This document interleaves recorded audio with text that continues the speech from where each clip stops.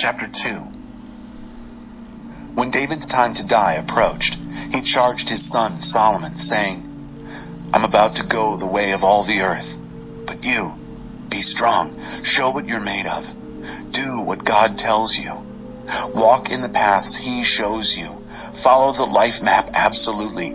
Keep an eye out for the signposts, his course for life set out in the revelation to Moses. Then you'll get on well in whatever you do and wherever you go. Then God will confirm what he promised me when he said, 'If your sons watch their step, staying true to me, heart and soul, you'll always have a successor on Israel's throne.' And don't forget what Joab, son of Zeruiah, did to the two commanders of Israel's army, to Abner, son of Ner, and to Amasa, son of Jether. He murdered them in cold blood, acting in peacetime as if he were at war, and has been stained with that blood ever since. Do what you think best with him, but by no means let him get off scot-free. Make him pay. But be generous to the sons of Barzillai the Gileadite. Extend every hospitality to them. That's the way they treated me when I was running for my life from Absalom, your brother.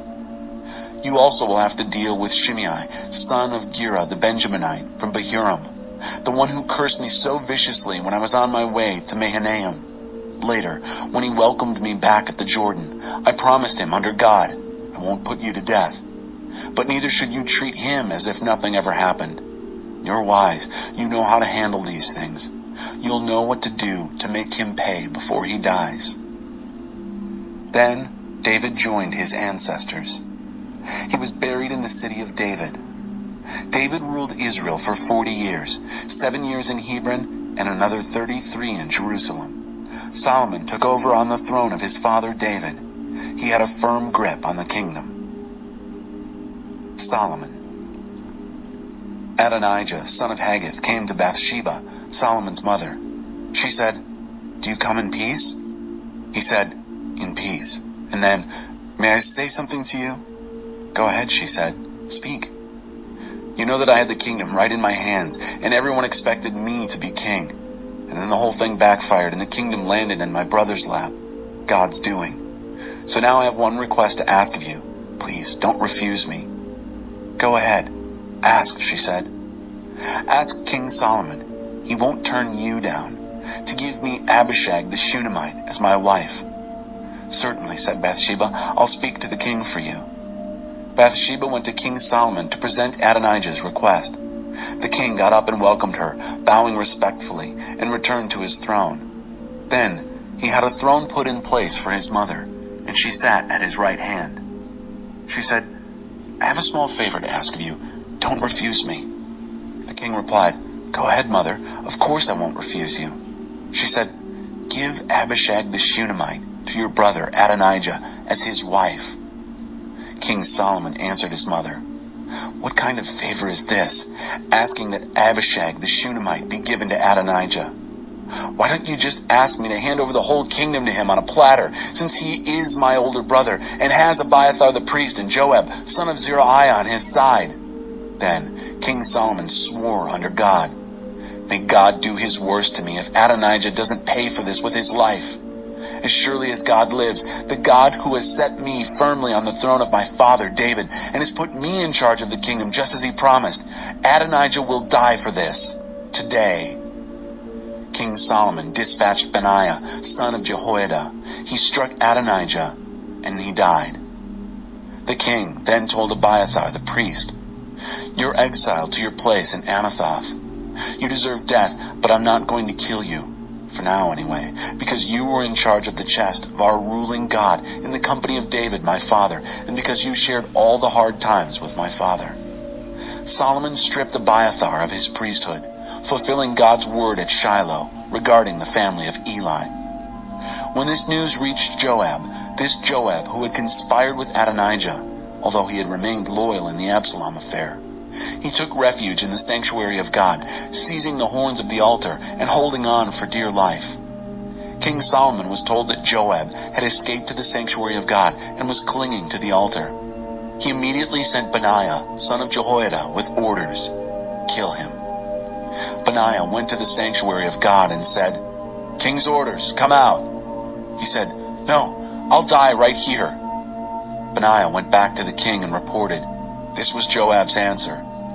The king said, "Go ahead then, do what he says. Kill him and bury him. Absolve me and my father's family of the guilt from Joab's senseless murders. God is avenging those bloody murders on Joab's head. 2 men he murdered, men better by far than he ever was. Behind my father's back, he brutally murdered Abner, son of Ner, commander of Israel's army, and Amasa, son of Jether, commander of Judah's army. Responsibility for their murders is forever fixed on Joab and his descendants, but for David and his descendants, his family and kingdom, the final verdict is God's peace." So Benaiah, son of Jehoiada, went back, struck Joab, and killed him. He was buried in his family plot out in the desert. The king appointed Benaiah, son of Jehoiada, over the army in place of Joab, and replaced Abiathar with Zadok the priest. The king next called in Shimei and told him, "Build yourself a house in Jerusalem and live there, but you are not to leave the area. If you so much as cross the brook Kidron, you're as good as dead. You will have decreed your own death sentence." Shimei answered the king, "Oh, thank you. Your servant will do exactly as my master the king says." Shimei lived in Jerusalem a long time. But it so happened that 3 years later, 2 of Shimei's slaves ran away to Achish, son of Maacah, king of Gath. Shimei was told, "Your slaves are in Gath." Shimei sprang to action, saddled his donkey, and went to Achish in Gath, looking for his slaves. And then he came back, bringing his slaves. Solomon was told, "Shimei left Jerusalem for Gath, and now he's back." Solomon then called for Shimei and said, "Didn't I make you promise me under God, and give you a good warning besides, that you would not leave this area? That if you left, you would have decreed your own death sentence? And didn't you say, 'Oh, thank you, I'll do exactly as you say'? So why didn't you keep your sacred promise and do what I ordered?" Then the king told Shimei, "Deep in your heart, you know all the evil that you did to my father David. God will now avenge that evil on you. But King Solomon will be blessed, and the rule of David will be a sure thing under God forever." The king then gave orders to Benaiah, son of Jehoiada. He went out and struck Shimei dead. The kingdom was now securely in Solomon's grasp.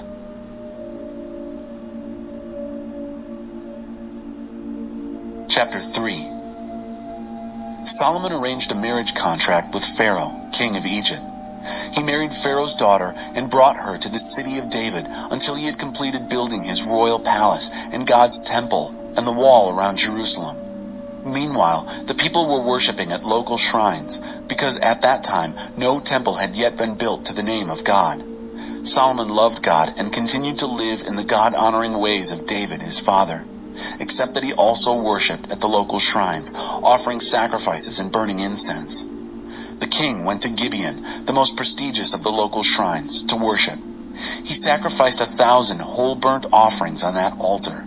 That night, there in Gibeon, God appeared to Solomon in a dream. God said, "What can I give you? Ask."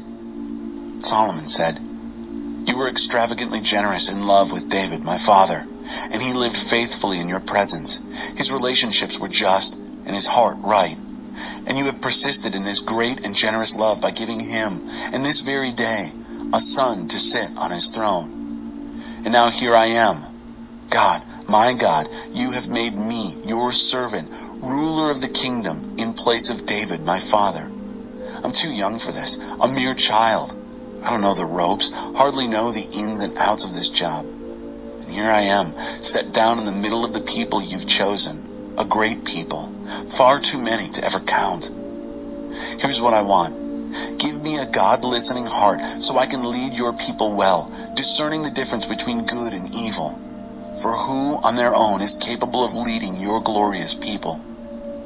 God, the Master, was delighted with Solomon's response. And God said to him, "Because you have asked for this and haven't grasped after a long life or riches or the doom of your enemies, but you have asked for the ability to lead and govern well, I'll give you what you've asked for. I'm giving you a wise and mature heart. There's never been one like you before. and there'll be no one after. As a bonus, I'm giving you both the wealth and glory you didn't ask for. There's not a king anywhere who will come up to your mark. And if you stay on course, keeping your eye on the life map and the God signs as your father David did, I'll also give you a long life." Solomon woke up. What a dream! He returned to Jerusalem, took his place before the chest of the covenant of God, and worshipped by sacrificing whole burnt offerings and peace offerings. Then he laid out a banquet for everyone in his service. The very next thing, 2 prostitutes showed up before the king. The one woman said, "My master, this woman and I live in the same house. While we were living together, I had a baby. 3 days after I gave birth, this woman also had a baby. We were alone. There wasn't anyone else in the house except for the 2 of us. The infant son of this woman died one night when she rolled over on him in her sleep. She got up in the middle of the night and took my son. I was sound asleep, mind you, and put him at her breast and put her dead son at my breast. When I got up in the morning to nurse my son, here was this dead baby. But when I looked at him in the morning light, I saw immediately that he wasn't my baby." "Not so," said the other woman. "The living one's mine, the dead one's yours." The first woman countered, "No, your son's the dead one, mine's the living one." They went back and forth this way in front of the king. The king said, "What are we to do? This woman says, 'The living son is mine, and the dead one is yours.' And this woman says, 'No, the dead one's yours, and the living one's mine.'"